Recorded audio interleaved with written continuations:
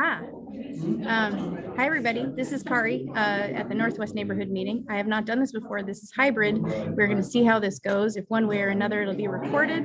There's Jean. You can see people behind me. I think I can probably lift and go, look, we have an audience of humans, which is amazing. Again, we're going to start with elections, and then Neil Anderson's going to talk about the history of the mills, and we will go from there. I apologize in advance if you can't hear very well, but we're going to do our best. So let me flip the camera around. All right. Yeah. Is the guy with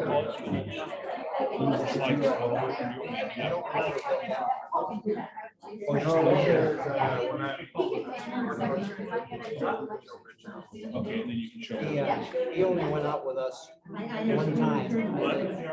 And back then I got my hands like this. We got it on the So this is exciting, folks. We're a hybrid meeting. You know what hybrid is? That means it's two things happening at the same time. I have not done this before. We have not been in this room since I think January of 2020, because I sort of remember February 2020 had snow, and I think we canceled the meeting because it just wasn't worth it to go. Hello, everybody. So then we obviously March, things changed. 2020. Here's my history for history lesson month. And then I did a live stream on Facebook and rambled for I think about 45 minutes. And then April, I was starting to use Zoom at work. And so we decided to use Zoom for these. And honestly, I think it engaged people that had not come to a meeting before, which was interesting, and probably kept us afloat while COVID was happening. So thrilled to be back at Everett Community College. John Olson sent the email, and it was like, oh yeah, let's try this again. But this is our room. I asked, could we get our room back so that way we didn't have to change the signs, you know, practical. So it's fun to see the front row, a little bit different. We are going to do elections. This is my last meeting. You may or may not know it because I'm seeing a lot of new faces, but I've been chair for 5 years. And I think after 2, I was like 3, maybe that's enough. And I was trying to leave. And I had the intent of leaving in April of 2020. Well, we all know what happened that year. And I really just, for my own integrity, couldn't leave the neighborhood because who was going to really jump in at that point? And I knew how to do the technology, so that's worked out pretty well. So here we are, and we have a slate of officers on the screen, which I know on there was an email that went out, sign up. So I'd like to propose that we start with chair and work through the different offices. And if anybody needs to know what they all do, I can explain that.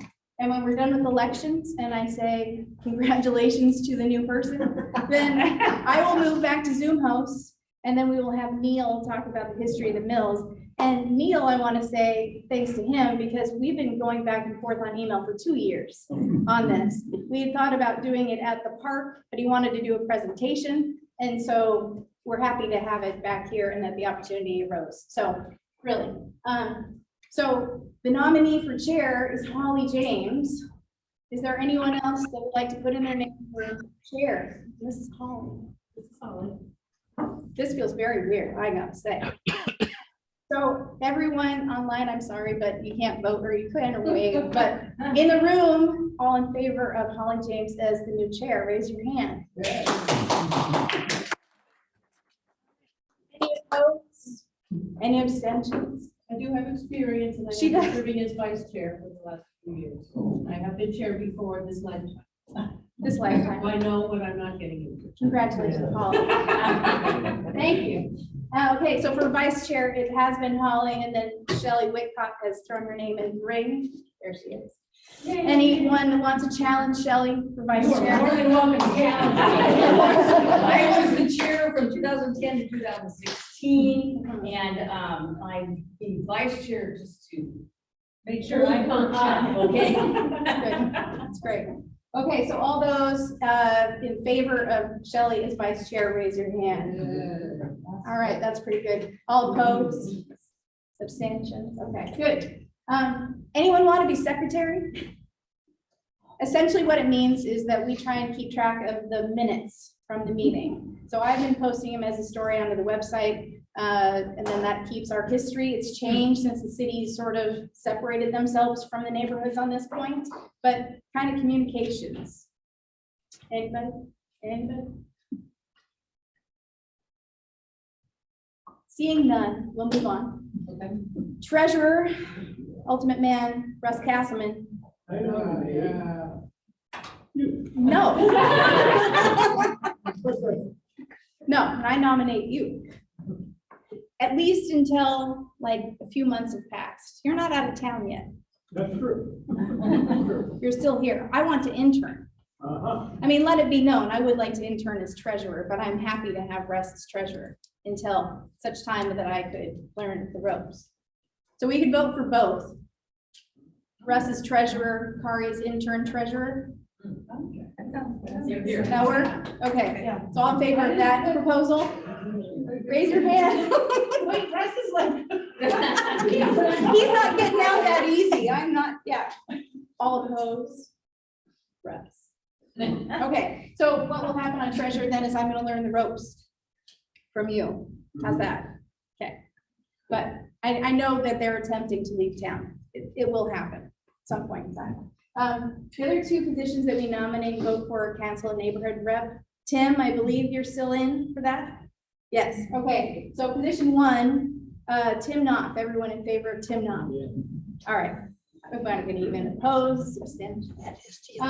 Anybody interested in being the second position to go to council neighborhoods? And does anyone not know what the council neighborhoods is? Are you interested in, or you want to know what it is? Want to know what it is? So the city over time had an office of neighborhoods, which has essentially been dissolved. But there is a group of humans who lead the neighborhoods and they go to the council of neighborhoods. So it is a recognized body within the city. And it's a communication channel, hello and welcome, from the neighbors to the city and back down. So if you want to learn about what's going on at the city, it's a great opportunity to do that. If you want to share some thoughts about how the city's running, it's a great opportunity for that too.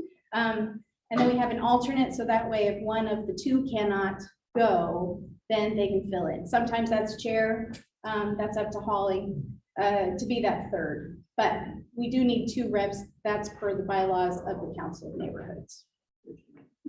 But it's a 2-hour meeting online still on the platform. 1.5 hours, 4 to 5:30 on the 4th Monday of the month. So it's kind of a funny time. You hear reports from the different neighborhoods about how many people came, and it's kind of a funny group. It's mostly information exchange, but you get a different perspective on other neighborhoods. It is good to meet people across the city. I would say that for sure. Everyone's in the same boat, trying to find the best ways to connect, trying to get people to the meetings, all of that.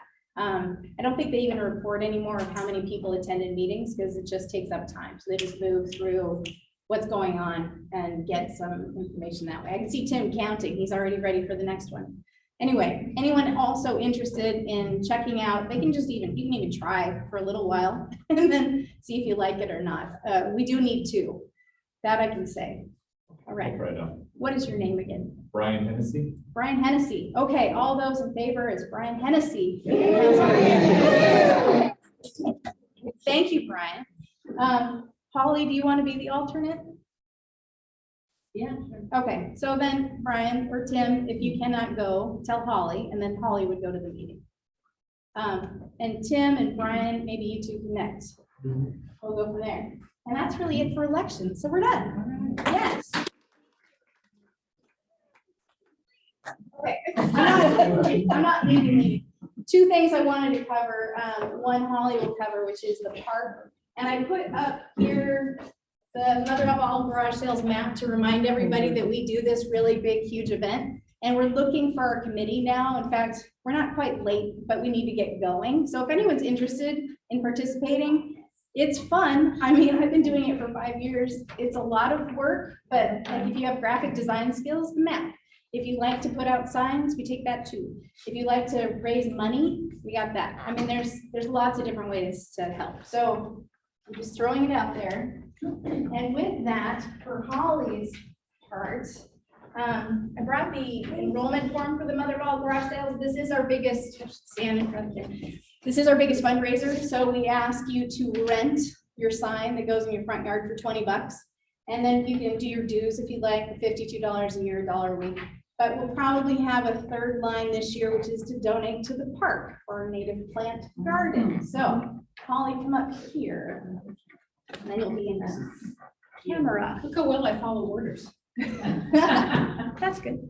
I just wanted to go over this quickly. Everybody got a little handout. This mini grant, well, what started to be a mini grant project of working on the park has now turned into a $32,000 project because we have to pay for everything. So, yeah, so we're looking at $10,000 worth of plants on 2 borders and doing this huge native wildlife festival on the west side of our little neighborhood park there. So this kind of just gives us a little description of the history of the park. We have Steady Freddy park cleanup people, or it's kind of began. The neighbors put in the, well, this kind of explains it. It's just kind of a neighborhood park that the city absorbed due to the hospital changes.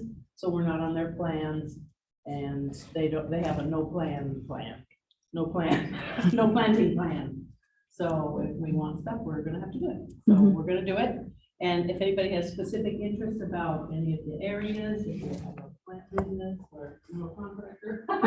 Anyway, I'd love to talk on the phone or. Cool. Thank you. And we're trying to launch phase 1 this fall. Yeah, and we can send out a map. I'll put it on the website. The park is, or the city parks department has drawn up a nice map of where it would be. And really, we're talking about the Hoyt side of Drew Nielsen Park as a border with an archway kind of in the middle of that space to walk into the green field. I can say Brad Chenoweth is the city guy's parks and streets and neighborhoods have all combined in what they call it community something. 9:30 tomorrow morning in the park. He's gonna be able to meet me and we're gonna just talk about layers of dirt kind of stuff. So if anybody has free time or interest, show up and welcome. All right, Neil and Paul, come on forward. Everybody needs some tech help. That's how this works. So again, like I said, I've been talking with Neil over email for 2 years. If you just close the Chrome window, then you'll have the slides, yeah. And we both have grown up in Everett is what I would say. And I learned that he's the grandfather of Roland Hartley, right? Great grandson. So that's that Hartley mansion that's on Rucker, I think in the 2300 block. Yes. Yeah, on the west side of the street. And for a long time, my grandmother lived at 2301 Rucker in another one of those mansions whose name's gonna escape me at the moment. I'm thinking it's the Agnew House. And her brother had helped renovate that a long time ago, the original renovation, and then had built the Nordic Arms next door. So we go back, our families go back. But I'm thrilled to have you. This is 2 years in the making. So history of the mills, everybody, with Neil. Thank you. Thank you. Actually, this is rather interesting because seeing Holly, the last time Paul and I did one of these presentations was years ago at the Anchor for Everett History Week that Historic Everett put on. So we did a show there or whatever, and it was a lot of fun. He's really good on the computer, so. Basically what we're gonna do is just take kind of a trip down memory lane, more or less following Marine View Drive or Norton. And we'll work from the Weyerhaeuser Mills up north and then come around the point and then down along the Snohomish River Channel to down near Old Mill A, Weyerhaeuser Mill A. Most of the images are Everett Public Library, Everett Museum of History, a number of images from Jack O'Donnell. I think everybody knows who Jack is. We've got some new images by Norm Wilder and Sue McNeil. Images of the Northwestern Mill that no one had seen before until I was able to cross paths with them. And we'll talk about that a little bit. And if I think of some others as we go through, I'll note those. I kind of started an interest in Everett history years ago. Of course, with the family, we heard about the Hartleys all the time growing up, so that was a major catalyst to it. But my grandfather, Edward Hartley, this would have been Roland Hartley's oldest son. He took, actually, and my brother's here too, but he took my brother and I on numerous car rides throughout the city as we were growing up. He gave my mom a break from two rambunctious kids. And so we used to do car rides all over the city and see fun things little boys would want to see. And our favorite ride, at least mine was running down Norton Avenue along the mills. There were trains and boats and ships and just cool stuff. And that just fascinated me. And so as I got older and reading more books, it just kind of just sparked my interest. And then at the present time, I'm a member of Historic Everett and the Everett Museum of History. And I was on the Everett Historical Commission, but I left that about 2 years ago. I've done 12 years and time for a little bit of a break. So anyway, starting with the first image, I took this photo about 3 weeks ago. It's on very, very North Broadway. And it's the last exit off to the right that would take you down to Marine View Drive. The sign's still up, and I just wondered if anybody noticed anything interesting about this sign. There's no more bills. That's it. So it's one that could probably be taken down and put in the museum. But yeah, the mills are gone. So if there's a truck driver carrying a boiler that wants to go to some mill, he's about 30 some years too late at least. He's not going to find the mill because it's not there anymore. So I drive by it probably 3 or 4 times a week and just keep wondering about it. And but it's still there. So okay, next one. So yeah, so what we're going to do is I'm going to try this out first. Oh, yeah. Don't want to hit anybody in the eye, but this image is Jack and O'Donnell and his brother Larry did a book about the Port of Everett, the kind of north or the central area of the Everett waterfront. And this is a picture that was in the book that they did for the Port of Everett. But here's Broadway right here. And then here's Highway 99 or SR 529 up to Marysville. But we're just going to work here this is actually Mill B, and we'll just come around the point and then down this way. Here's the Navy base now, but we're just going to travel this way. So go ahead. So the first mill we have here this is Hauser Mill B, and I don't know, I'm not sure people here, are there a lot of old timers that know where these locations were? Are a lot of people newer residents and things like that, or? Okay. Well, Mill B is if you were heading towards Marysville on SR 529 across the Snohomish River, Mill B would have been on the far right, or to the right of the bridge. And this probably, I would say, was probably the granddaddy of all of the Everett sawmills. Opened up in 1915. Nothing's left of the mill site. It's now like an industrial park. The city was very fortunate that the cafeteria at the mill complex, inside the cafeteria, there were some murals of Paul Bunyan. And they were done by Kenneth Callahan. They were the big murals were at both ends of the cafeteria building, and then there were other murals along the side. And I remember as a kid going there. I don't know if it was the cafeteria, I believe, was pretty much open to the public, or if you at least had to be a former employee. But my dad would get us in. He worked at the mill right after he got out of high school, before he went to the service for World War II. And so that was a real treat to go down to the cafeteria. You drive right through the mill. Insurance companies today would probably just have a fit if that was happening, because there were lumber carriers going around, and here's a family of 5 in a station wagon just kind of wandering through the mill. So The murals were taken down when the mill was dismantled. Weyerhaeuser kept them, I believe, at their facility down south, Federal Way. And the neat thing is that the murals still exist. When Everett built the new transit station down on 32nd and Smith, the top floor, they designed the walls to handle the murals, and they reinstalled the murals back up on the walls. So it's pretty neat. It's kind of cool. The cutouts are the same as the cafeteria building too. So, but anyway, so that's where Mill B was. Go ahead to the next one. And there's another photo of the building in later years and the complex. It was a big place. And I think when I was in probably elementary school, junior high school, everybody's dad, or a lot of people in the classrooms, you know, they had parents or a brother or a brother-in-law or grandpa or somebody that worked at Weyerhaeuser Mill B.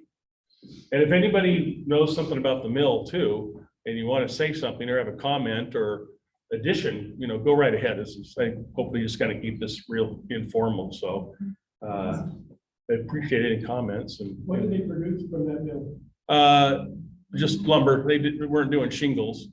But I don't have the actual stats on like the number of board feet, but it was really set up for the old growth, the really big stuff. And if I'm not mistaken, and somebody could correct me on this too, but this area right here, I think is where you went if you wanted to buy Presto logs. And you drove into the mill and they were dirt cheap, but they were great for the fireplace. They're hot. Yeah, right, yeah. Okay, Paul. Is that where the Weyerhaeuser administration building was? The one It was there for a while, yes, yep. It kind of, yeah, it's been moved around. It was down by Rucker Hill first, then they moved it up here. And then back to by the Marina Village and out in its current location. But it was down here for a while too. Okay, so Mill B was right in this area here. Here's the bridge. There's the railroad bridge there, Great Northern. Here's SR 529 or Highway 99. If you notice, there's only one span at this point in time. And then this is Mill C right here. So B and C, that mill opened up in 1923. And later on, the craft mill or the pulp mill was built down in this area. So the Legion Park Golf Course would be at least old hole number 11 would probably be right about in here. I just remember it being very noisy trying to putt there. There's all sorts of machinery and things like that going on. What's are there homes there? This? Yeah. No, I think this is just all stacks of lumber. Oh, okay. Okay, Paul. So this is my grandfather. This is on my dad's side. This is Axel Anderson. He's standing on the Mill C site. He was a millwright at Mill C. Here's the Great Northern, now Burlington Northern Santa Fe trestle here. And here's the one span at this time of Old Highway 99 or present day SR 529. Those guys, the more research I've done and stories, they were pretty tough people. He worked at the Crown Lumber Company in Mukilteo from 1925 to 1930. And then the Crown Lumber Company closes down in 1930 and he's out of a job and he's got 3 kids and his wife, and things weren't looking really good. He was lucky to finally get a job with the Weyerhaeuser Company. And my brother is sitting right, raise your hand, Edward. That's my brother. And we heard numerous stories about this fellow. And he, many times to get to his job at Weyerhaeuser and Everett from his house in Mukilteo, walked the railroad tracks. And I was going, man, that is one long walk just to get to work, then plus do your shift and then walk home. And I got more toughness than me, I think. Anyway, so that's him. He was a pretty talented millwright. He worked there sometime in the, I think, the mid 1930s, and he retired like in the mid 50s, something like that. Want to give us a definition of a millwright? I think somebody that almost did everything, fixing machines and things like that. I guess if something broke down or something went wrong, that's the person you call, unless anybody else has a better definition than I do.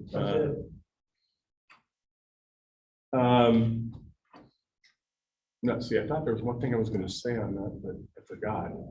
Okay, so this photo is the craft mill, or the pulp mill, Weyerhaeuser craft mill. It opened up in 1953. This is just down below the Legion Park golf course. I think I think what people remember most about this mill is, especially in the 50s and the 60s, if you were driving through town, either on the freeway after it was built or on Highway 99, there was a pretty distinct aroma, and it was pretty ripe. And in a lot of aerial photos or pictures of Everett from kind of far away, if you look at the north end, there's always this white plume of smoke or steam, and it was coming from this mill here. And we had two times I live up in the north end. A couple of times we would get up in the morning and there was this whitish film over the cars. And then we get a letter from Weyerhaeuser and they would say, oh, we had a little incident at the mill. And if you want to get this stuff washed off your car, bring this letter to a detailing shop in Marysville. And you took your car and they cleaned it right up. And actually, I wasn't too disappointed when that happened. I don't know what I was breathing, but they sure made the car look good when he got it back from the detail shop in Marysville. But yeah, I think this one closed. I'm taking notes here. This one closed in 1992. And then things got very quiet on the north end with those three mills being gone. Okay, go ahead, Paul. So as we keep moving around the point, this is a library photo. The other one was newspaper mill, the craft mill. And this is Everett Public Library. I think it might be a J.A. Julien film. But this is the Blackman Shingle Mill up in the very northern tip of Everett. There's Tulalip right there. There's kind of that familiar hump if you're like Legion Park looking across the river right here.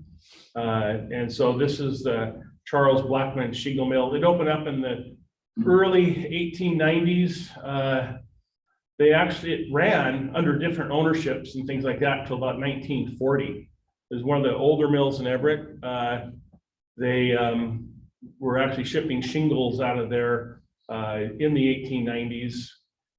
And the present day is that the bridge that leads down from Marine View Drive down to the waterfront, if that bridge was in this photo, it would be covering the mill. It's basically, it was built almost like right on, or this mill was built right underneath that bridge. Go ahead. And here's another view of it here, different angle. I think we're looking out towards like the jetty. I just like all of the, when these guys were doing whatever they were doing and all the mill ends, they just pushed them down here. And I guess the high tide of the river finally took it away. And that's how you got rid of all of their refuse, at least a lot of it. But that's a really early photo of the Blackman Mill. I got this one from a woman by the name of Mary Salgett. She was an educator in Everett. I think a lot of people know who. So Charles Blackman was her grandfather. And she gave me the picture. So, okay, this one is also for Mary Alice. This is like the Blackman's Point area, the northern tip. Get in a rowboat, paddle out, and turn back.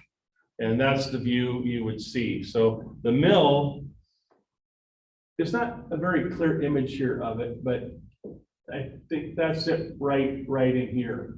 And this might be the old, Edward, help me out on this too if you think, but I think this might be the old bunkhouse. Yeah, I'm not sure, but that's about where the mill is. And so the bridge would, topography is a little bit different. They rework things, but the bridge would be coming down like, you know, right in here, and these homes right here, or shacks or whatever, it was more or less a little community up there. They were kind of far away from everything else. When this photo was taken, you know, Lowell was there, and Riverside down at the east end of Hewitt was there, and the little settlement at the west end of Hewitt. So they were pretty far removed, and a lot of the workers just lived in these little shacks along the beach. The railroad tracks at this point, from the very tip of the point, they shot straight across the river on a bridge and into Marysville. So a lot of the workers at this point were coming from Marysville, and they just walked the tracks to get to their jobs.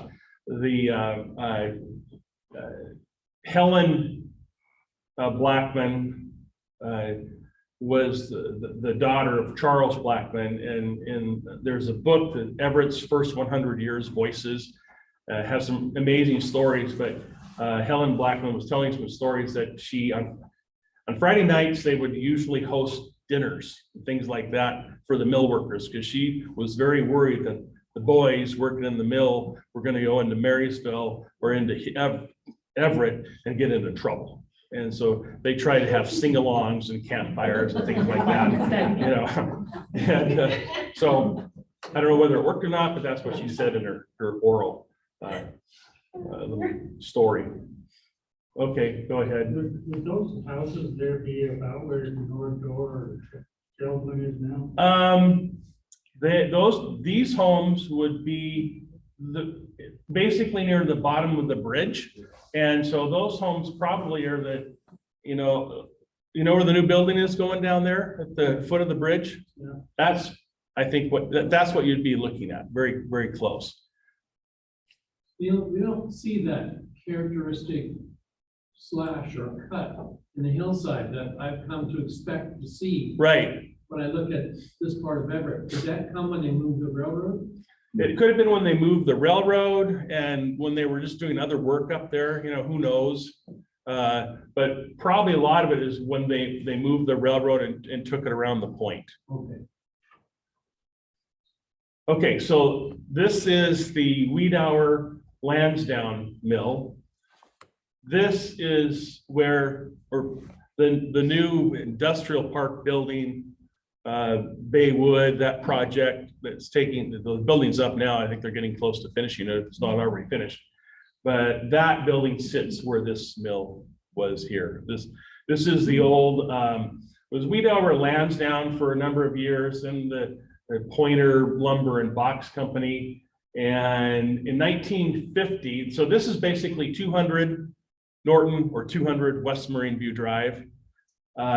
So this building in this property, and probably some of the buildings too, became Washington Wood Products.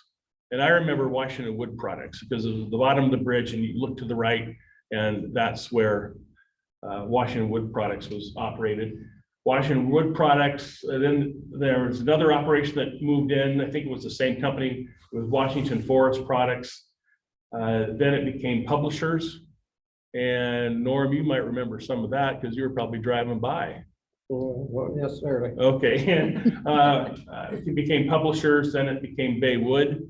And then Baywood closed down in the late 70s, early 80s. And then it became the industrial park, the start of development there. Changed a little bit. So here is an article from Jack O'Donnell's files. And so here's the Great Northern, or the railroad right of way here. And they're using both names in this Herald article to talk about what's going on here, but they talk about Washington Timber Products. And then up here somewhere, they talk about Washington Wood Products. So just a much later view. This is 1964. The other image we looked at was about 1908. So as we're moving south, now we're at 300 Norton, and here's Nord Door in about 1952. Before they did some of their major expansions. There's the Tulalip area, the kind of the hump in the background. And you can kind of see the railroad tracks here. It's supposed to be the Malsby Swamp right in that area there. And so they moved out north from downtown Everett to the north end in the late 40s. I don't have the exact year, but it was the late 40s, and this is a 1952 photo of it. Some of those buildings still there? Some of these might be still there, and then they expanded it out to the west or more towards the river channel. This thing is gone here, and here's Washington Wood Products here. Okay, so this might be a better picture or a better explanation of what's going on. So here's North Door, right here. This is from an Everett Herald of some type of centennial edition about the North Everett waterfront. So here's North Door. Here's the brick office building right here. This is Washington Wood Products. Here's the end of the bridge, the bottom of the bridge. Comes in right here. The railroad tracks are here. And so this now is all being developed with the new industrial park type building, the Bay Wood project. This is going to be fun here because this is the building that we were able to finally get some pictures of the operation. That's the building I worked in, Neil. Yeah. You built, oh, you worked in this one? The one you had that pointer on. This one? That one. Okay, well, that's the old Northwestern building. Okay. So there was, an operation here, there was Nord, and then there was changed because they moved out a little bit here, North Door, but this here was Northwest Lumber and Manufacturing. I remember it from some of these car rides I was telling you with my grandfather, 1967, this Northwestern Lumber gets absorbed into Nord Door. And I remember driving by and going, well, I remember this is a different type of building or a different name. There was a sign right here that talked about, the name of the operation. But there were no pictures. I worked with the library, nobody could find anything. And one day I'm talking with Johnny Smith, and she says, I'm pretty darn certain that one of my friends, Sue McNeil, who's right here, that her father, Norm Wilder, worked for his family, had an interest in this Northwestern Lumber. So I said, I need to talk to him. We got together. Do you have any pictures? And yeah, I do. And so I'll send them to you. So there's the building there. The brick office building, the old Nord Door Geldwin, is right here. And this is the building here. And it's now the Yacht Sales or Thane Boatworks or something Yacht Sales. And so it's still up. And if you look, so go ahead and we'll see if, okay, there it is there. Northwestern Lumber. And I'm going, man, this kind of confirms what I was suspecting. And if you look at the window pattern, there's probably a very good chance this building actually was moved to here in the late 1920s. It was part of a shipyard building, the old kind of Scott Paper Company site. It was a Norway Pacific operation that operated during World War I. And then it closed down at the end of World War I. There weren't any ships to build for the war effort anymore. It was dismantled and then moved north to Blackman's Point. And if you compare the pictures of the building, everything matches. The window pattern up here, the whole deal. So this building is, or the building we were looking at, the previous, that one, that is really a very old building in Everett, lots of history here. So there's, this is right, I think Norm, you said right before it closed. This is a Yeah, very late 1960s, 1967. Yeah. Go ahead in the next. So there it is there. So when Scott Nord became involved with Nordor, he put a couple garages on the north side of that building. Mhm. He parked his fancy cars in. Oh, really? Okay. Go ahead to the next one too. So this is an image from, it's actually from a home movie, but this is the backside. So this is in the river channel looking back towards the mill. And they had one of the funny, I don't want to say funny, but it was kind of a cone burner. The other ones, most of the mills had the big cylinder barrels with a screen on top. And Northwestern was a little bit different with the cone type burner. Okay, go ahead. So here's a photo of the crew of Northwestern. And you can see, well, here are the old windows there. It matches the other picture that we saw. And Norm, you thought your grandfather is right there. right there? Mhm. So that's probably early 20s, early 30s. early 30s. And the other thing too about Northwestern and Norm's grandfather is that during the Depression, they had a crew of about 80 people and he never laid anybody off. Right. He kept them on board. Yeah. He wasn't, Norm told me, I'm telling the story. I should let you tell it, but his grandfather was gone a lot because he was back east drumming up business and trying to get He customers. was on the road the whole time. Yeah. Okay, so now we're moving further to the south, and we're about the 900 block of Norton at this time. And this is the CB lumber and shingle mill right here. Here's the river channel. There's the jetty right there. The next picture is going to be a little bit better, but that's okay. So this is Jameson lumber and shingle and CB. The mills kind of looked alike. It was kind of that almost now a cookie cutter design where, you know, you've got the sawmill type buildings here, and the chutes were at the far end, and the kiln buildings, and then the warehouses and shipping and things like that. This is Norton, or now present day West Marine View Drive. So these two mills lasted for quite a while on the Everett waterfront. This is now, what you're seeing here is the Kent Street boat launch. So as you come off of present day Marine View Drive, and then you want to head out to the boat launch, you would turn left, and that road access out to the boat launch is probably running right about here, like this. It's all been filled in, obviously.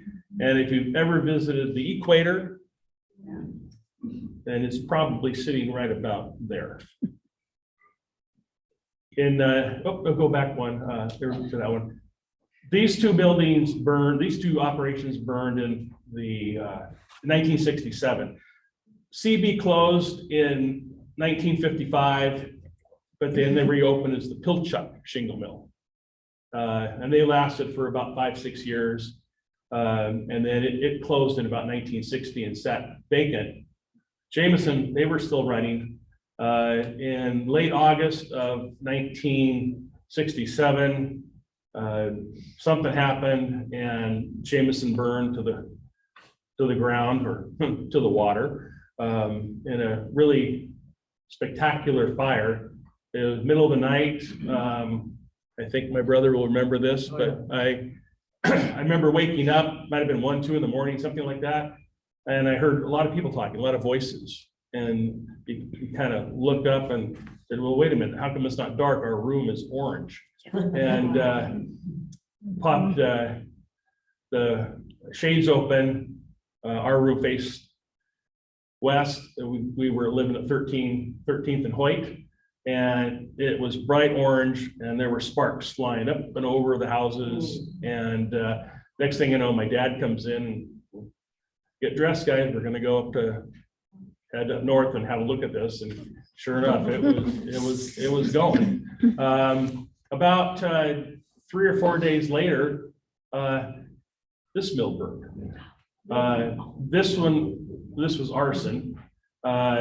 It was basically vacant, but Scott Paper Company was storing some paper in one of the buildings that was up along Marine View Drive or Norton, whatever it was called back then. And the property sat vacant for a number of years till they decided to redevelop everything with them. Hey, Neil? Yeah, You know, when you go out to the boat launch nowadays, you can see the yes, piling sticking up Yep. and some twisted decking. Would that be? this mill right here. Okay. So yeah, if you're driving up the access road, or if you're at one of those little overlook areas, the southern one, then you're looking right at the pilings. So And that was that mill. yeah, and there's some big, huge concrete foundation type things that they must have some of the machinery setting on. So there are some remnants. So That at the C&B mill, where you can still see those pilings that you're talking about. Yeah. I don't know if you've noticed, but there's the herons have established that as a river. And Yeah. There's a bunch of heron nests in that. you know, really from the old waterfront, the three remaining parts of, I guess, waterfront history would be the pilings for the old CB mill, and then the Northwestern building, and then of course Nord-Door still stands. Although I'm sure one of these days Nord-Door will become another huge industrial park or something. But that's kind of what's left of the old Everett waterfront. Okay, next one. So this is just a little different view, and here's Jameson right here. CB is right here, and this is the Holbert Mill. There's the old Collins Casket Company building right there. And there's Norton again, or West Marine View Drive. I think this was taken, this is didn't come out very clear, but this is a Everett Public Library Julene photo. This, I believe, is taken at 14th Street, looking northwest. So you know where the pump station is at 14th and Grand?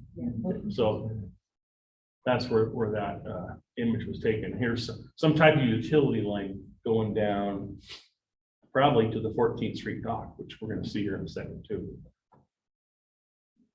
Oh, one more. The Holbert Mill had a fire in the 50s.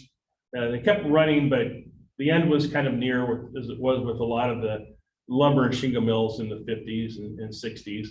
What I thought was just interesting here is after they junked all the machinery and everything was sold and surplus or whatever else, and the buildings were still standing. Well, you know, why have the rest of the demolition crew do it? Let's just light it on fire and let it go. And so I can imagine doing that today. Probably would go over like a lead balloon. This is the old office building for Holbert here, but yeah, they just burned the remains of it, and that was that. Next one, Paul. So here is, this is from another one of Jack's, from Jack's files. It's actually a Pete Kinch photograph, aerial. This right here is 13th. So this is 13th and Grand. There's the Collins building there. As you can tell here, the waterfront is really changing. This is the old Jameson site. It's gone. The burner remains here. This is the old Holbert site. There's the stack and the water tower of Holbert. So it's all changing and will become something different some 50, 60 years down the road. So Neil, the bluff wasn't there? It's deceptive. The bluff is there, Oh. but just the angle of the photo, it looks like it's all flat right out there. Yeah, But right. no, the bluff is still there. And the tracks are down. The tracks are below, and yeah, yep. Yeah, I can see my house in that picture. Can you? Yeah. Oh, okay. Oh, that's your house? That's my house. Oh, that was for sale in the mid-90s. The one next to it, Oh, the other the side? twin. The twins, yeah, okay. Yes. Mhm. We looked at that house, Yeah. okay. Yeah. Could have been your neighbor. Driveway in the Yep, middle. drive Yeah. and share the two garages. Yeah. Huh. Okay, next image. This is the 14th Street dock. This, I think probably most people have heard of the 14th Street dock. There were a number of shingle mills out there. Any given time, there's probably 4 to 6 shingle mills. The Neff Mish mill was the one that is in the photo with all the boxcars lined up on a spur line that goes out to the mill site from the Great Northern. And mills there lasted from 1892 to about 1960. 1962, when the super shingle mill was the last mill to operate. Basically a fire again, took care of them, and they were gone. This is looking northwest, so here's Tulalip right here. Mission Beach would be right in this area here. Go ahead, Paul. So this is from at 14th Street, the present day utility station or the pump station, looking due, more or less due west. So the railroad spur line was here, and some type of decking for a road was right here. I thought that picture would be bigger, darn it, but hope everyone can see it. Oh, it's making it Oh. bigger. Okay, let's go back to the beginning. Just kidding. Okay, so there's a much better view of the indigo is probably right about, in this area here.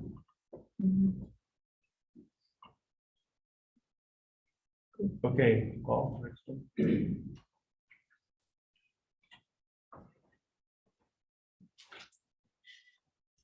When did the Collins mill go in? Or- Collins building? Pardon? When was the Collins building put in there? I don't have that info. Before it was Collins, it was, it had another name. Gosh. If I think of it between now and when we go, I'll let you know, but I can't remember. I've got a whole file on it, but So the train went all the way down 14th and then back to the. what was that? The train tracks, they made go all the way to 14th to the walk, they come down that ramp, right? The train, You mean the Great Northern here? yeah. The Looks spur. like you got train tracks that in. come down 14th. Oh, you mean the hillside?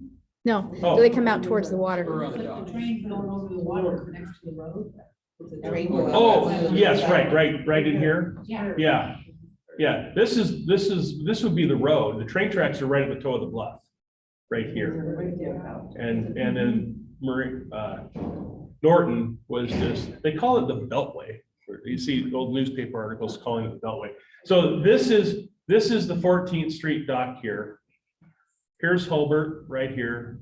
Jameson is right here. But the railroad didn't go What out she's on saying, 14th Neil, is that Street. there was a railroad spur that went out on 14th. Yes, right. That's what she's asking. Oh, okay, You can yeah, see it right there. yeah. Look. yeah. Wouldn't they just like back the train down there so all the boxcars were available for loading? Well, I guess this is what, we would call, what I remember is the Bayside Yard. And so all of the mills basically had a spur line. Well, they all did. All of the mills had a spur line that shot off from the Great Northern Bayside Yard or the main line and then into the mill. And so they were bringing in the boxcars. So there's a better view of this in just a little bit of the spur lines. But so the switch engines were moving the boxcars in and out all the time. That's how they were moving most of their shingles and lumber. by rail. Just real quick, there's General Hospital right here. And well, I'm thinking of it too. This is one of the reasons why I remember my mother hanging freshly cleaned clothes on a clothesline in the backyard, and then getting really mad when the wind changed and all the cinders and soot would go over the neighborhood, and that had to restart everything and wash it again. But it was just part of living up in the north end of town.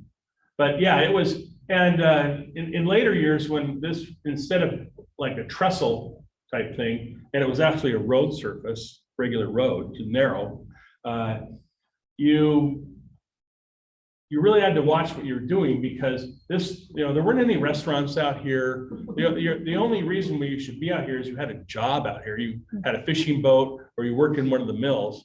Other than that, there was really no business to be there. And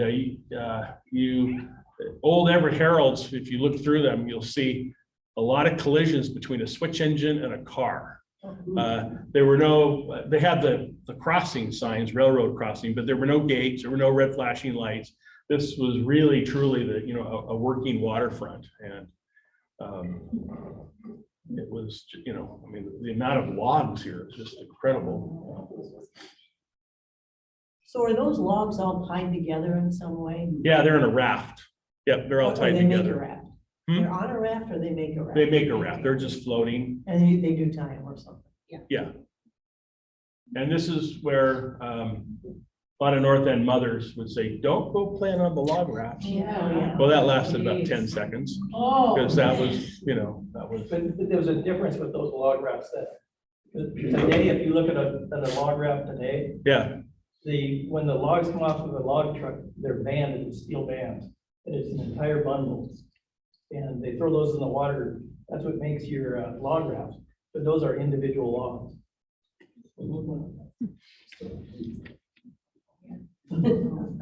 My grandmother used to You wouldn't want to slip walk through. down the stairs from Grand Mhm. and bring my grandpa Yeah. his lunch down. Oh, okay. Well, I have a picture of the stairs here in a little bit, so. Okay, next one.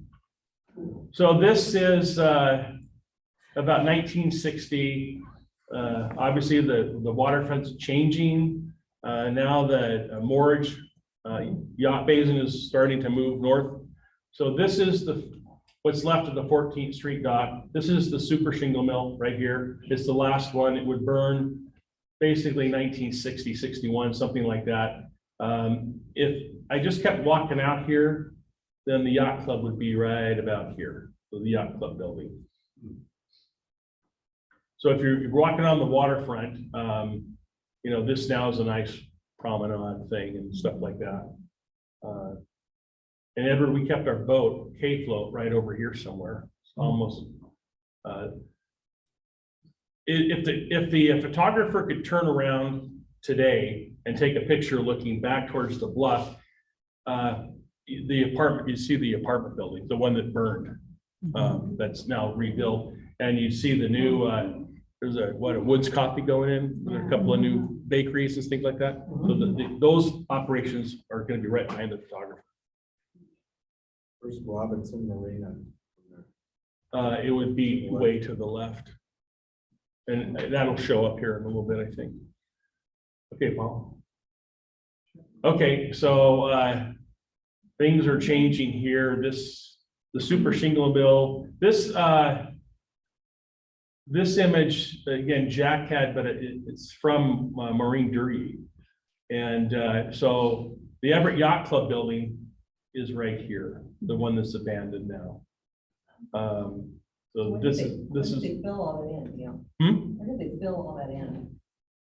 Well, I kind of think they were actually filling for years and years and years.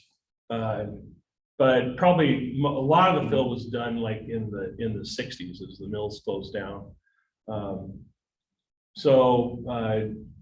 Yeah, so this is if you're, the fisherman's boat shop and things like that. The new apartments are right in here.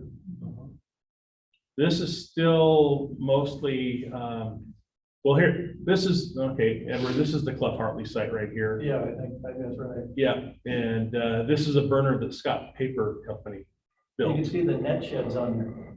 Yeah, the net sheds are gonna be right here. What about Everett Ship? Is Everett Shipyard right in there?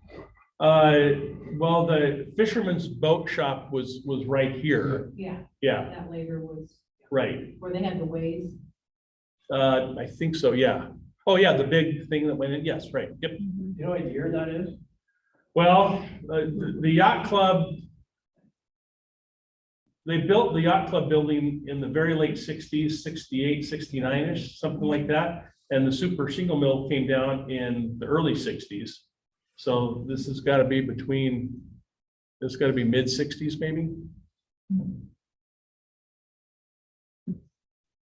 Okay, go. And obviously they're dredging. I think this is the old dredger, W.T. Preston, and they're pumping the stuff over to the jetty. Okay, go to the next one. So here's a different view. Now we're looking north. Here's where the yacht club would be, right here. This is Jameson, and it hasn't burned yet. So that burned in 67. And then this is be Nord Door, right here, Priest Point right there, the jetty, and there's the dredge. Okay, next one. Okay, this is the Clough Hartley. This view is about 1907. This is at 18th and Bayside. So this image is probably taken from Grand Avenue Park, and they're looking west towards Hat Island, which would be out here. Here's the jetty. Anthony's would be right about in this area here.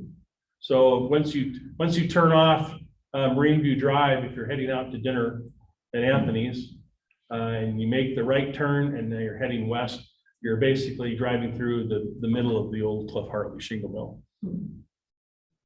And they grew pretty fast. It's odd that, you know, this mill, which, you know, at one time was the largest producer of Western red cedar shingles in the world. The mill opened in 1907, closed in about 1929. So it really only had about a 22-year run, right? I did my math right, 1907, 1927, yeah, about 22 years. And then they closed down with the Depression. So the next image will be a little bit later, and it's expanded quite a bit. Here's the jetty here. And this is, so my grandfather, Edward Hartley, was the general manager of the Clough Hartley from about 1925 or 1924 or so to 1929. Edward, you might have better dates on that than me. That sounds about right. Yeah, Roland Hartley, Edward's father, so Roland, my great grandfather, he had moved on to politics by now, and his son, his two boys, Edward and David, were kind of taking over the reins of the mill operation. Go ahead. And this is it here, probably just before it closed down. This is when they'd expanded, the last expansion. This building right here, it looks like it's not painted. This is what they called Shingle Mill number 2. So they actually had another littler operation going on here, and these are the kiln buildings here for this. And just discovered a book was with Lisa Labovich. I'll tell the short story anyway, but who's in charge of the Northwest Room at the Everett Public Library. And Lisa found a book that was produced by the Clough Hartley that was like for their salesmen, I think, what we think is on trips around the world of the country. And it had all these professionally done photographs of the mill, and then certain operations in the mill that I think the salesmen were saying, oh, see, we've got the latest equipment. We got the Sumner Iron Works, whatever. And, you know, if you do business with us, you're going to get the best quality shingles in the world or something like that. So I just had a look at it about 2 weeks ago with Lisa, and I have to get back and have another peek at it. But Yeah, this was, most of the equipment with the Clef Hartley was Sumner Ironworks, and if you read about Sumner Ironworks, they had the most state-of-the-art equipment at the time, and but I think they had also a lack of trees. They were logging up at Tulalip from about 1915 to 1925. That was length of contract, and once that was gone, then I think they just had tougher times securing lumber and just the economy of the Depression. So they didn't last very long here. Next one. Oh, okay. Well, that's me. That's my grandfather. And before we moved to 13th and White, we lived on Blue Street, which is out by Cascade High School. But he's picking me up, taking for a car ride, and we're going to travel around. And if our other favorite stop after the tour of the waterfront was, anybody remember English's? Yeah. Okay, we went to English's. I got a coat. I got a lot of cavities out of those trips too lately. Okay, next one. Okay, so just south of the Clef Hartley is Seaside Shingle. And this is the Seaside Mill here. And in they operated to 1919.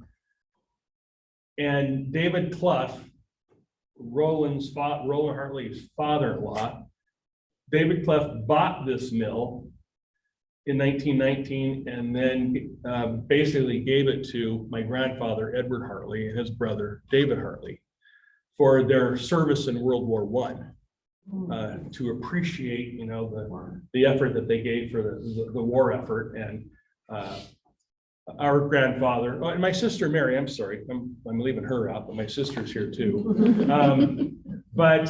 Yeah, Edward Hartley was second lieutenant in World War I, sent to France, saw some pretty bad stuff, participated in a number of major battles in the front over there, and came back. And then I think David Clough said, well, here's a chance to cut your teeth and see if you like the mill business. So you two run this mill. And I don't think they liked the mill business. I think when they got out of it, that was it. They were done.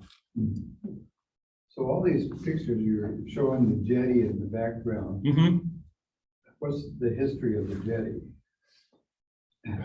We'd almost need a whole nother meeting to, they started building the jetty in the 1890s to form a breakwater to help create this harbor. And it's basically man-made. A lot of the sand has flowed down and stuff from the river over, you know, hundreds of years. But basically, it's a man-made structure. The port of Everett acquired the ownership of it in the late 1920s, and I think it still continues to be expanded. You see the dredges out there, and then, you know, there's been discussions on after the there's gonna be another image up here. I don't know how it turns out, but speaking of the jetty, I'd hate to get out of work here, but I'm gonna do it. The jetty. So they've been trying to, you know, how much recreation should we have out there? The jetties, in the 60s, they ran a private company ran a boat out to the jetty. Guy's name was Eddie Bell. It was like an old surplus Navy launch, a dime you could get on and take you out there. And of course, they provide service in the summertime months now. But in the 1950s, can I just get out of range here a little bit for a second? Yeah. Okay. You're fine. Bring up your picture now. Do you want? Yes, it's the last one. Almost. Oh, it is the last one. Just a second. We'll see how this goes. Mhm. It's a good time to talk about the jetty. We have to be out of here. What time? 8:30. Okay. Oh, there it is. Okay. So here's the Everett Peninsula right here. Yeah. Okay, here is Marine View Drive. Here's where these mills, Jameson and all those guys were here. And so here is the present day channel of the Snowbush River. So the jetty is, see these little hash lines right here? So that's about the width of the jetty. So in the 50s, they had a big plan, or at least a proposal, I don't know how serious it was, of filling all of this in. Wow. This goes out a long, long ways. And so they would have another channel here, one here. A seaplane and airport base right here. So here's Priest Point, right about in here. So this goes all the way, the Mission Beach Cemetery is right about here. Oh, my So- God. And then is, I can just let people look at this. And if you look at the types of businesses they had here, is petroleum refining, missile manufacturing, Oh, my God. abrasives, a foundry, steel fabrication, Okay. rolling mills, steel furnace, blast furnaces, aluminum production. What do we have here? Glass, plastic, cellophane, rayon, flour milling, grain storage, meat packing right here. And I think right over here it said they had a date here of hoping to get this underway. Oh, Construction 54. 54 to 56. It never happened, obviously. I don't know how much fill it would have taken to do that. But So where did Port of Everett come from? Because one second we're all mills and now we're Port of Everett. well, the port started in 1918. And so they're working with the mills to, they actually were working kind of hand in hand to get docks and ways to ship the lumber and shingles out and whatever else is being done. So, and, kind of formed a taxing So district. they always manage this. Yeah. Traffic. So, yeah, the Port of Everett would be another presentation or two also to explain the history of the port. Jack O'Donnell would probably be a good person because he worked with the port. Maybe he did a presentation, I don't know, but I went to one of his port presentations at the waterfront, a couple, well, pre-pandemic, put it that way. Yeah. So I can try to wrap this up and I can leave this up front if people want to have a closer look at it, or we'll just leave that up too if that's okay. But I found the house that we moved into up on 5th Street. This was in the attic, rolled up. And so, oh, this is kind of cool. And I don't know, the house was built in 1954. I don't know if there was some type of public hearing going on in 1954 and these people went to it and the port was passing these out. And they, luckily they threw it in my attic and I was pushing stuff up there and I discovered it. So, okay, next one. Or go back to the seaside. We were there. You can go to the next one.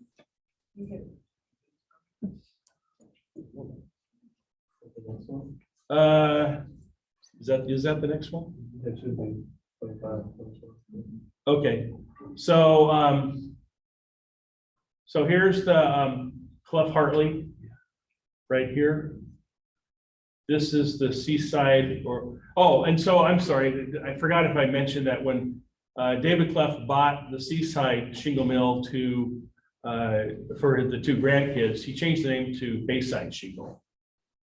And then here is Robinson Manufacturing or Everett Plywood and Door.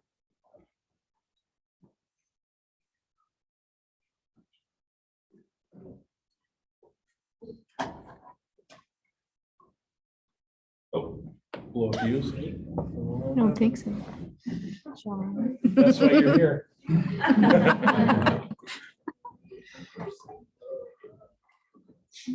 Maybe a time, technical difficulties. Closing down for the night. Yeah. Oh, Oh,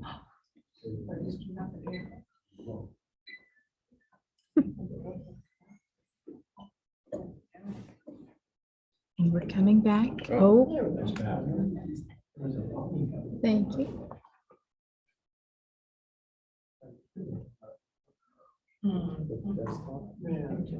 Desktop, yeah.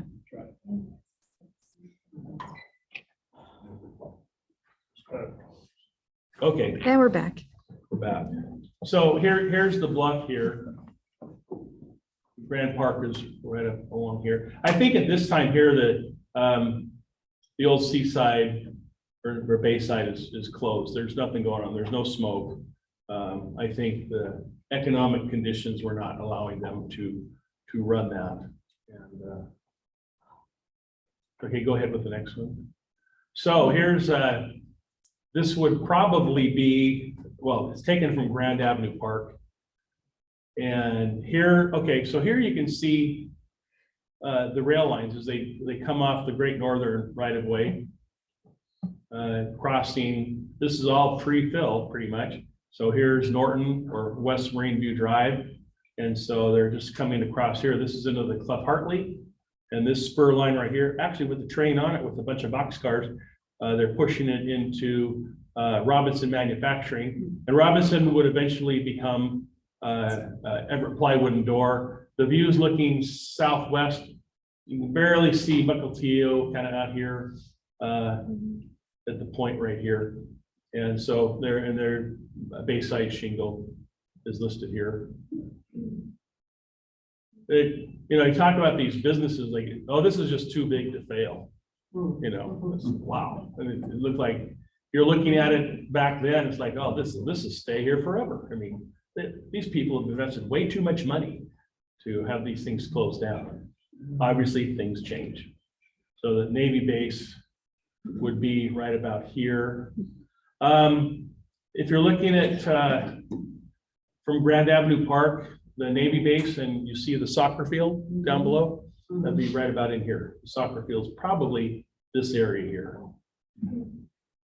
It's hard to judge exactly because so much has been filled and it's been widened and things like that. And the soccer field is on, the Navy soccer field is on the old Bayside, seaside site. Okay, next one. So another aerial view here. This is Robinson. Oh, Robinson Manufacturing. Robinson Manufacturing, the old seaside, Bayside Mill is right here. And now we're kind of coming into view of the Clark Nickerson Mill. And Everett Plywood and Door, which was formerly Robinson, they closed in the mid-1970s. And so this area here now is the Navy parking lot. Where would the new bridge be on that? Right here. Walking bridge or driving bridge? Oh, the pedestrian bridge. I'm sorry. Okay, that would well, about 16th Street. So it's going to be this way a little bit here. The Seaside was at 19th, so it's about 3 blocks this way. Okay, next one. So this is Robinson. They've changed the name to Everett Plywood and Door. Became a co-op. This photo was taken by a fellow by the name of Obi Bergen, who lived in my first house near 5th and Winton. He was kind of a photographer. Here's Hat Island. Just kind of neat because it's a color photo. And I'll share one funny story. I think I can get this wrapped up here pretty quick.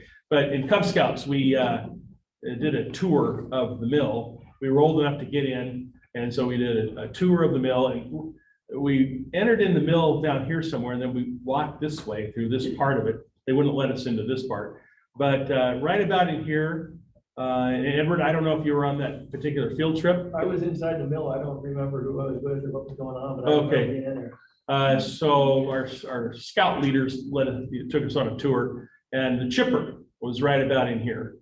And there was a chute that was probably 4 feet by 4 feet, and it went down, and you can see this big blade doing this thing and things like that. And there was a guy running the chipper, and his safety equipment was a rope tied around his waist. And a rope you just buy at Lowe's. No harness, anything like that. And a nice guy, real friendly guy. And he, I was first in line. And he said, well, I'm going to show you the chipper. And he untied his rope and he tied it around my waist. And next thing I know, he picks me up and he puts my head down into the chipper like this. And I was like that. And everybody did it. Huh? You did I it? didn't. Okay. I bet you, yeah, but I don't think you were in my field trip, this Cub Scout field trip. But, you know, another one of the things the insurance company would probably not look too kindly on today. But yeah, it was dangerous work. Okay, next. So this photo is the Clark Nickerson. This is running from about 21st Street to 24th Street. This mill was built by David Clough had an ownership in it. Opened in 1900, lasted till 1931. Eventually, they closed the mill, took all the machinery out. It burned in a big fire in 1939. Similar to a lot of these mill fires, once it gets going, all the flaming debris goes up and over, as we saw from the apartment fire, and set a bunch of fires, roofs and things like that in just north of downtown. That was May of 1939, I believe. This I think is an early photo. Edward, you might know the dates because we still have sailing ships here. Yeah, early 20th century, you know, that's Yeah. how they got the lumber out, was old sailing ships. And I think that burner came from Cass Lake, Minnesota, when David Clough Yeah, I think so. moved the operation out.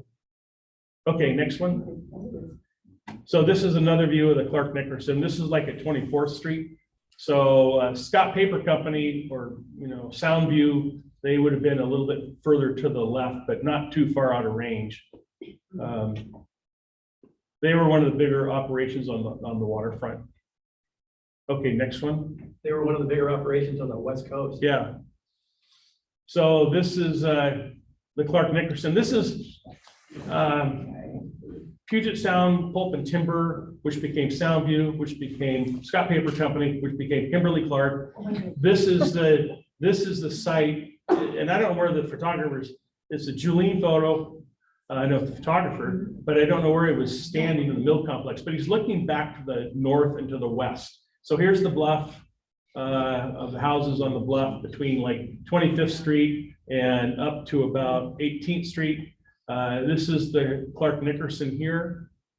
Robinson is right here. And then the Clough Hartley is this little guy way up to the north.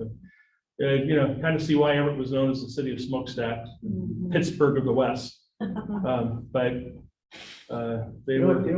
What was the date on that?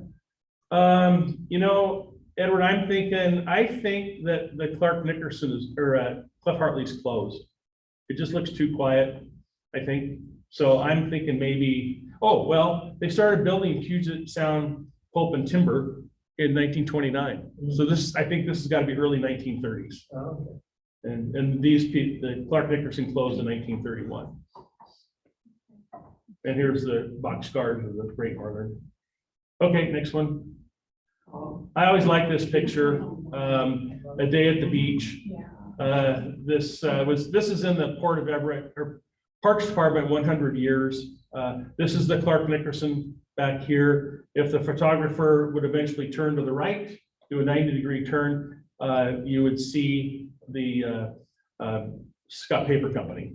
Of course, they filled out here, so this is under fill, but there's a really cool beach here, sand, kind of like the jetty. There was a bathhouse here, Frenchie's bathhouse in the early 1900s. And then I got some information here, but we're running out of time. And so you could rent swimsuits and beach rentals, probably chairs and umbrellas and things like that. But just a great beach. And I think Holly, the anchor years ago on the wall, they has some other pictures too of that area. Yeah. With sailing ships in the background and the whole deal. Oh, yeah, right. Yep. Hewitt Street Dock. Okay, next one. So those kids were probably sitting right about here. And so this is late 1920s, Puget Sound Pulp and Timbers built their operation. I think most people know here, this would eventually become Scott and Kimberly Clark. This house is still there.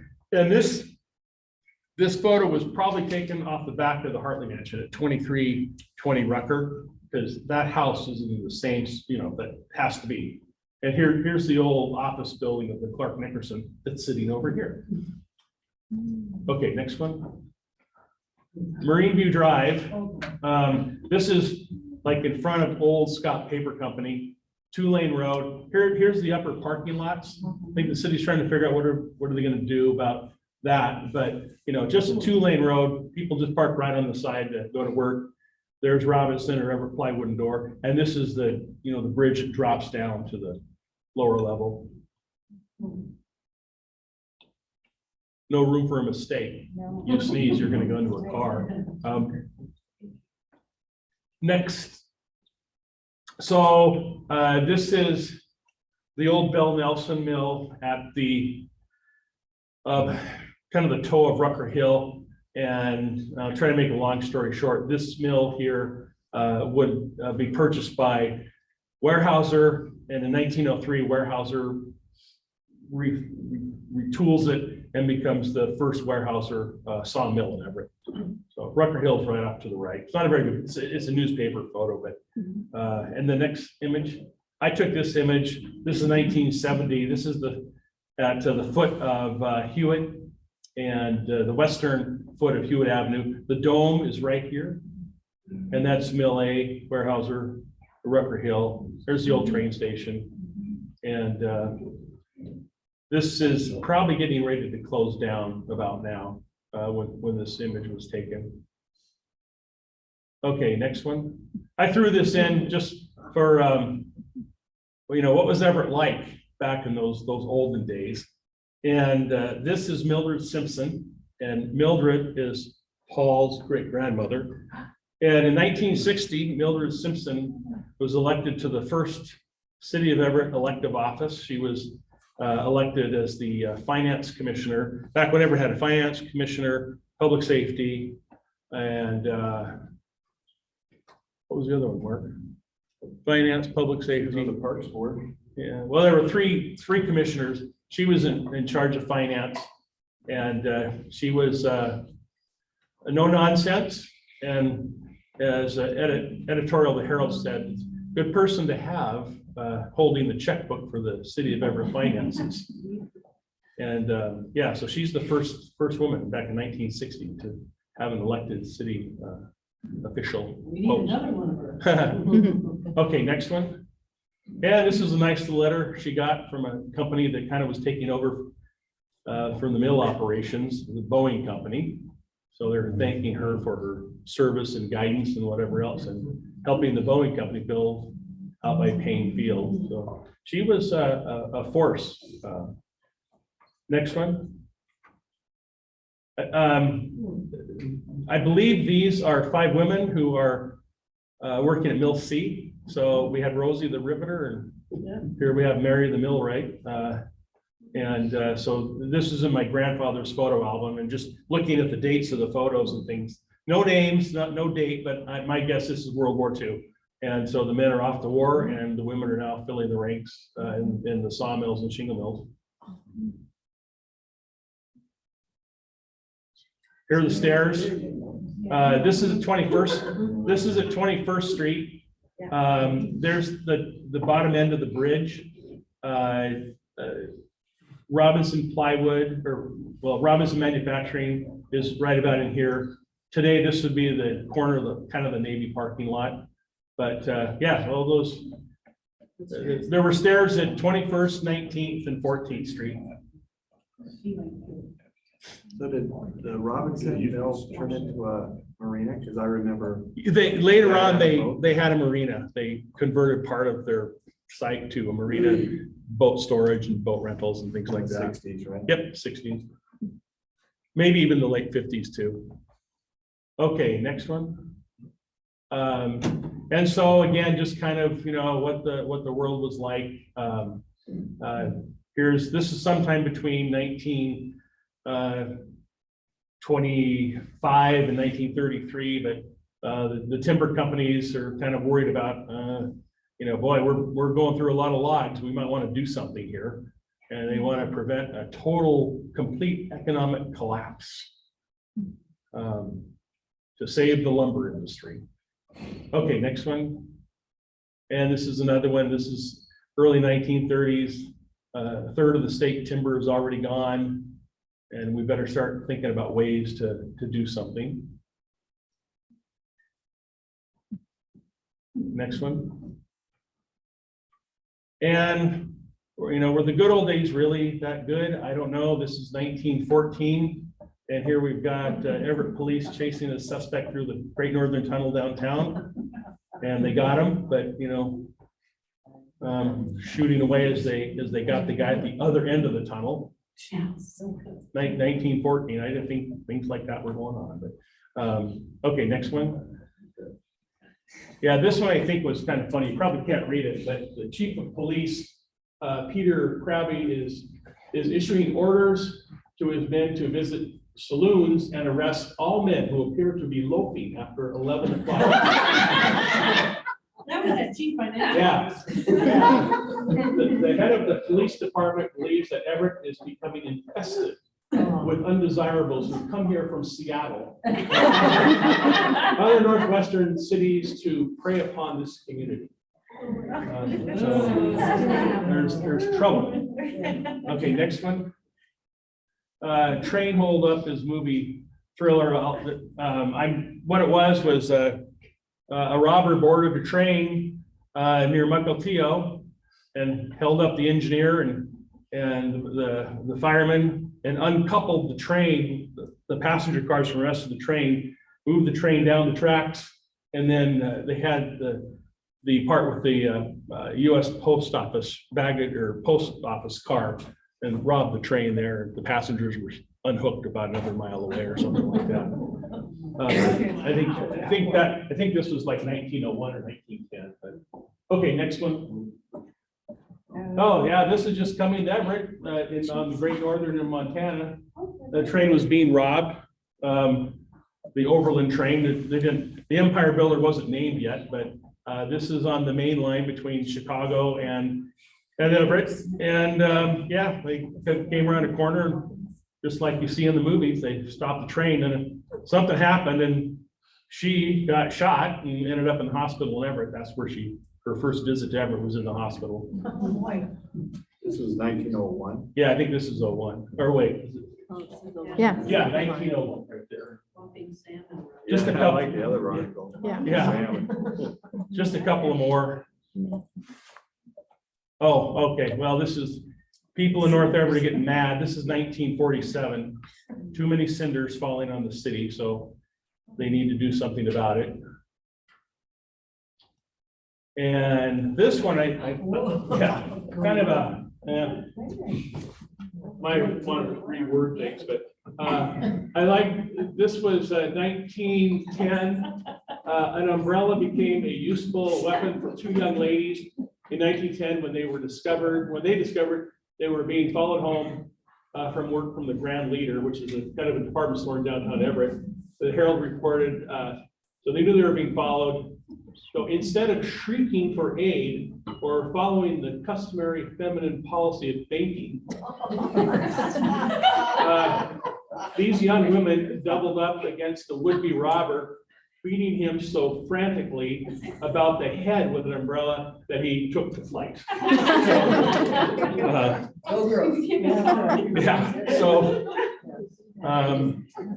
So the Everett streets weren't even really safe back then.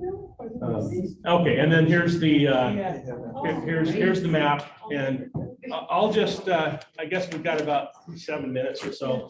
So if someone wants to come up and look at that and this, you're more than welcome to. And that's it. I didn't think it'd go to late 20, but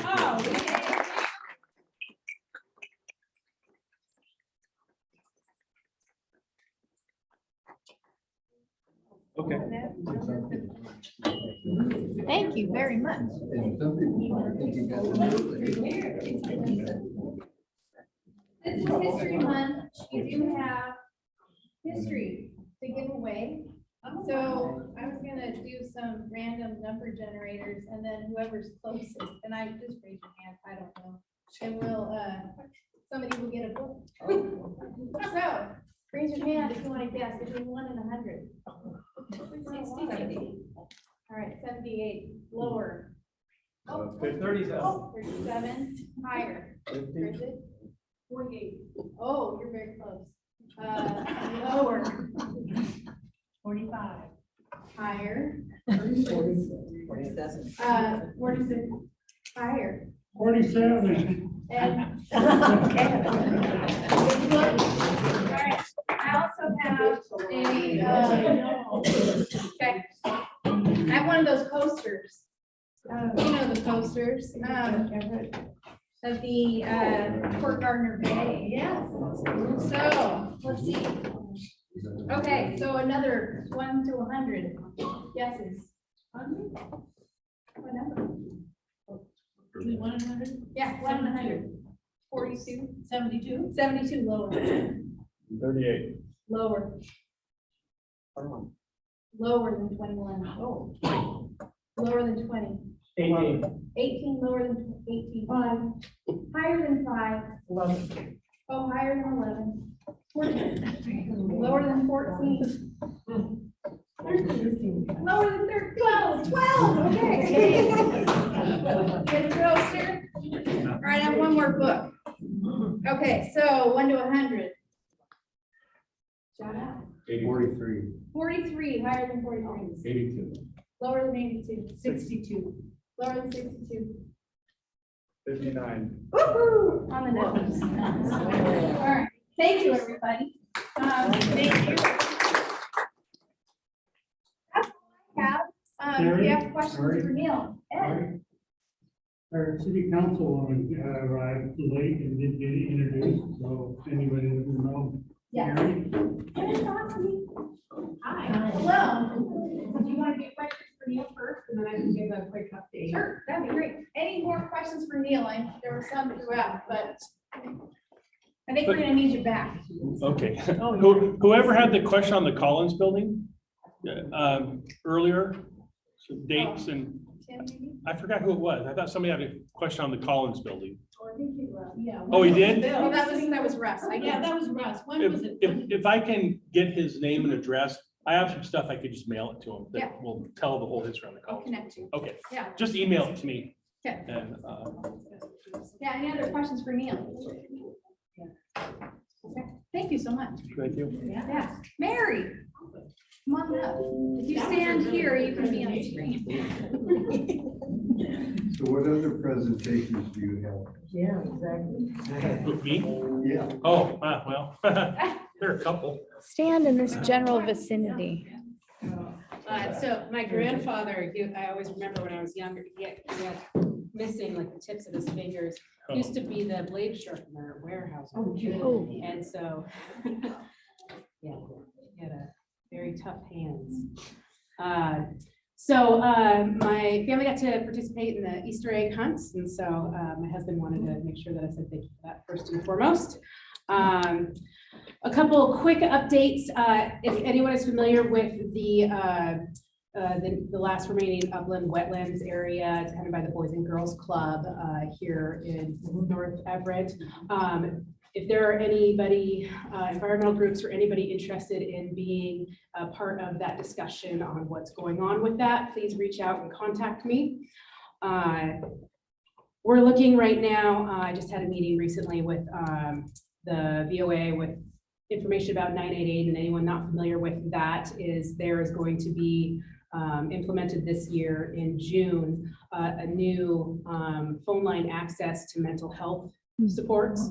So for people going through mental health crisis, it's the old suicide hotline, but there was a national change, and Washington was actually the first state that implemented like a phone line tax to be able to support this phone line. And so moving forward, it'll take a little bit to implement and get going forward, but it's going to be expanded into actually having now a resource for people going through mental health crises. So that's a pretty big deal.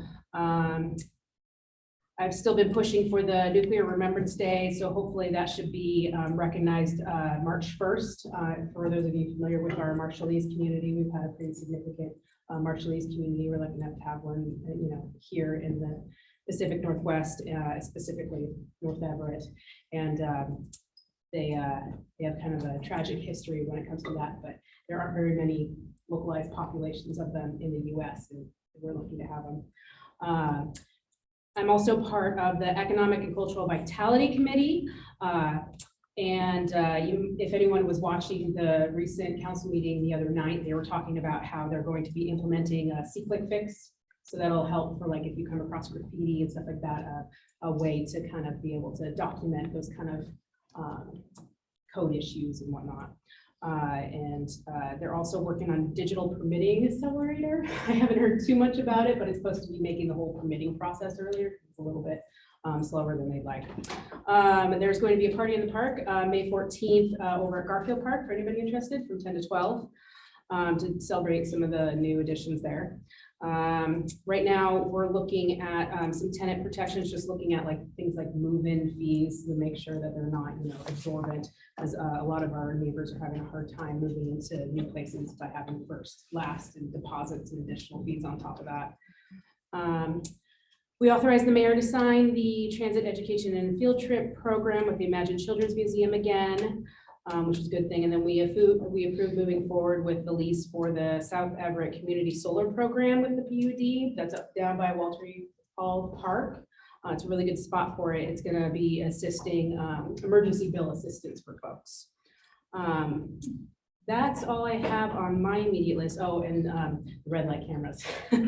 Those, the bids, the vote to have bids put out and request those bids has gone through. Does anybody have any questions or other things for me? One question. Yeah. I had watched the budget committee and it sounds like there may be a vote this fall. Has the council voted on that yet? No, so I'm not on the budget committee, but there has been talks and conversation about the need for a levy lid lift. And so there will be more information coming forward.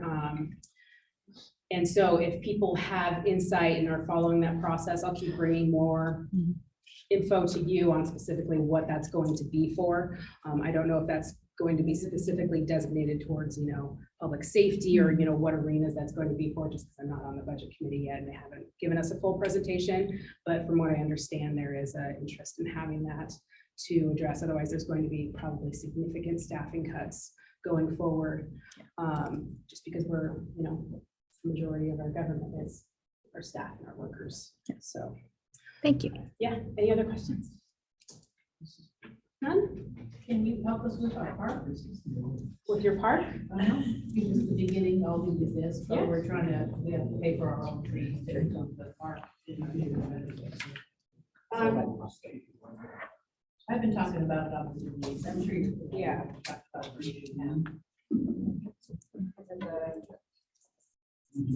Did you see the recent grant? It's due on the 30th. This is a $30,000 project. Well, it's a $10,000 grant. What's due on the 10th? What? Let's talk. Okay. Yeah. Any other questions? Anything you want me to take back to council? Feedback? Well, I'll be around for a little bit. Yeah. Thanks, Mary.